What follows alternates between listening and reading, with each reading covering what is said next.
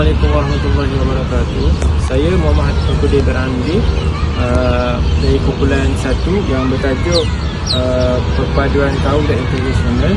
So dengan saya punya rakan iaitu Muhammad Syahir dan Arif. So hari ini saya akan bertentangkan sedikit tentang tajuk pada kaum dan internasional. So untuk before saya pergi lebih lanjut, saya bagi introduction ataupun pengenalan.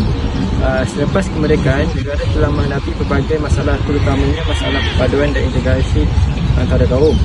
Masalah ini berhubung daripada pemisahan tempat tinggal, perbezaan pekerjaan dan sistem pendidikan kebudayaan atau agama, fahaman politik, masalah ekonomi dan sistem pemerintahan penjajah. Bagi menangani masalah ini, kerajaan telah mengambil beberapa langkah proaktif, antaranya penjeragaman sistem pendidikan, integrasi ekonomi, penyatuan fahaman politik dan aspek-aspek sosial yang lain. Dasar ekonomi baru iaitu DEB, Dasar Kebudayaan Kebangsaan dan Rukun Negara, dibentuk untuk menyatukan masyarakat di Malaysia. Masyarakat di Malaysia yang utama mempunyai 3 kaum iaitu Melayu, Cina dan India. So saya akan bertentangkan tentang masyarakat Melayu. Okey, sebelum itu saya akan memberi maksud perpaduan. Perpaduan ialah penyatuan yang merangkumi aspek fizikal, sosial, ekonomi, politik, tetapi tidak secara biologikal. Proses untuk mewujudkan satu identiti nasional di dalam kalangan yang terpisah dari segi kebudayaan, sosial dan lokasi dalam sebuah unit politik. Perpaduan negara diasaskan berdasarkan perlembagaan negara, prinsip negara, keadilan politik, sosial dan ekonomi dan dalam unit yang diamalkan. Okey, bagi integrasi pula, maksudnya ialah proses penyatuan yang merangkumi semua aspek termasuk aspek biologikal seperti kahwin campur. Proses ini melibatkan 2 atau lebih kumpulan masyarakat dan budaya. Proses ini juga akan melahirkan satu identiti dan budaya yang baru, dan budaya baru yang dilahirkan perbezaan kebudayaan dan identiti masyarakat akan terus hilang. Okey, sekarang yang kita boleh nampak kat belakang ni ialah Masjid Negeri Sultan Ahmad 1, Kuantan, Jalan Mahkota, Kompleks Pertukaran Kerajaan Negeri Pahang. So dekat Kuantan. Okey, kita boleh tengok kat sini yang di belakang ni tempat di mana orang Islam ataupun orang Melayu mengamalkan ibadat iaitu di masjid kan. Okey, kita boleh tengok kat sini kat Malaysia ni ketiga kaum ni atau Melayu, Cina dengan India bebas untuk melakukan ibadat. Melakukan ibadat di tempat ibadat kaum di tempat ibadat.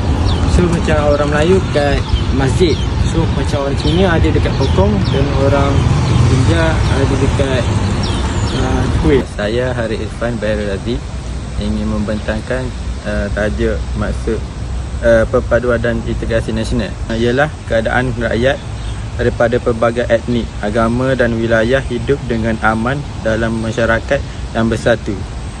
Selain itu, memberi komitmen yang penuh kepada identiti kebangsaan berlandaskan perlembagaan persekutuan dan rukun negara.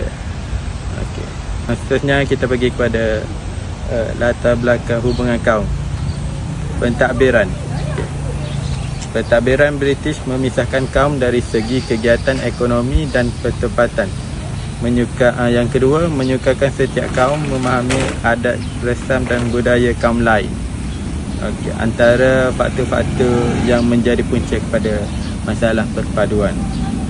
Yang pertama, kesan pentadbiran di mana di negara kita ni mengalami banyak masalah. Yang kedua, kegiatan ekonomi dan pertempatan. Yang ketiga, sistem pendidikan. Dan yang keempat, fahaman politiknya. Fahaman politik menjadi kesan juga.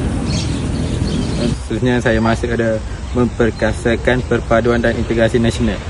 Politik, menubuhkan Jabatan Perpaduan Negara di bawah Migran, iaitu jabatan ini mendraft rukun negara seperti Majlis Muhibah Negara pada 18 bulan 7 1969, iaitu majlis ini bertujuan menggalakkan perkembangan perasaan muhibah antara masyarakat berbilang kaum. Seperti yang mana ada di Malaysia ni, kaum Cina, India, Melayu yang utamanya. Seterusnya Majlis Perundingan Negara, iaitu pada 29/1/1970. Yang pertama, mengadakan garis panduan bagi kerjasama antara kaum dan integrasi nasional. Yang kedua, bertujuan memupuk identiti kebangsaan dalam kalangan rakyat. Dan seterusnya, membentuk parti politik pelbagai kaum. Antaranya, mewujudkan keharmonian dan kestabilan politik selepas peristiwa 13 Mei 1969, yang di mana dalam politik kita ada dapat kaum India, Cina dan Melayu. Dan seterusnya, menyelaraskan perkhidmatan awam, iaitu mewujudkan integrasi antara negeri. Seterusnya, berkaitan dengan ekonomi.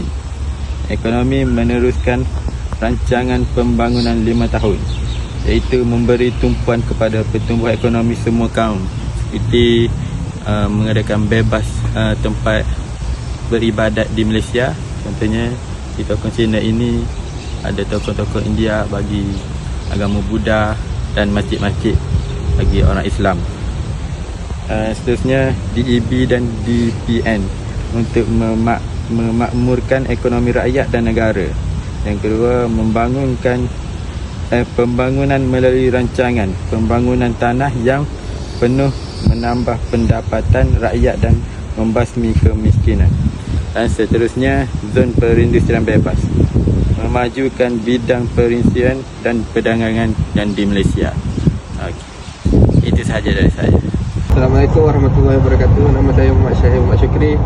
Saya akan bentangkan tajuk saya, iaitu perpaduan kaum dan integrasi nasional. Subtopik saya yang bertajuk sistem pendidikan yang berasingan. Corak pendidikan vernacular yang menekankan kepada 4 aliran pendidikan yang berbeza, iaitu aliran Inggeris, Melayu, Cina dan India, telah lama wujud di Malaysia. Sistem pendidikan adalah berasaskan kepentingan terhadap kaum masing-masing. Bagi orang Melayu, sekolah Melayu hanya tertumpu kepada pendidikan pondok, manakala sekolah kebangsaan lebih bermatlamat untuk membolehkan orang Melayu tahu membaca, menulis dan mengira sahaja. Bagi masyarakat Cina dan India pula, mereka menggunakan kurikulum, buku teks dan guru-guru yang diimport daripada negara asal masing-masing.